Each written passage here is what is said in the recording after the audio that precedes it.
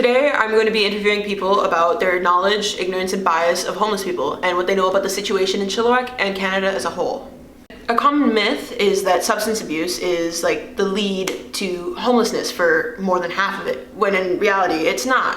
Substance abuse often is a reaction to someone losing their home, but it is not the reason. And less than 25% of people are homeless due to substance abuse. An ignorant person would say to just get a job, but it's not that easy. When you don't have an address, you can't put it on your resume, and then you can't hand that resume in. And as well as employers will not hire someone who looks unpresentable due to not having access to hygiene.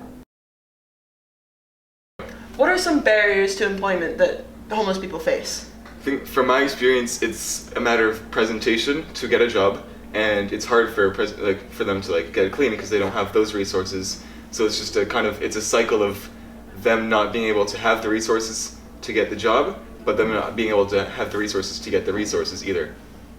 Not having an address is a big one, isn't it? Yeah, it is. Other than that, no.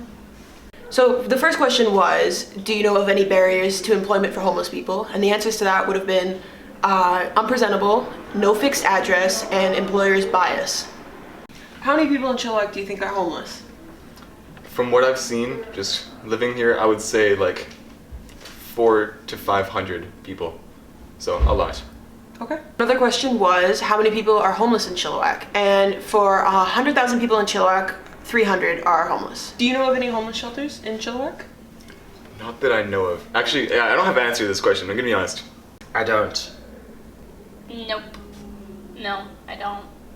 Another one of the questions is, do you know any homeless shelters in Chilliwack? And the first one that comes to mind for me is Ruth and Naomi's. It's also a safe injection site, so people can safely use substances instead of take their chances on the streets. Do you know of any major factors in homelessness?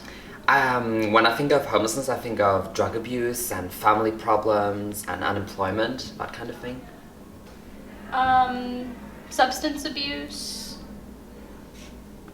mental health, family relationships, stuff like that.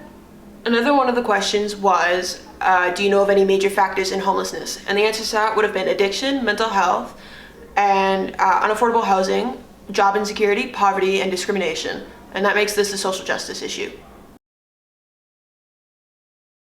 Ruth and Naomi's is a nonprofit organization that provides 24-hour care and support. They have 100 beds each night, and they manage low-income apartments with security. They provide basic needs like hygiene and clothing, and they are a safe injection site.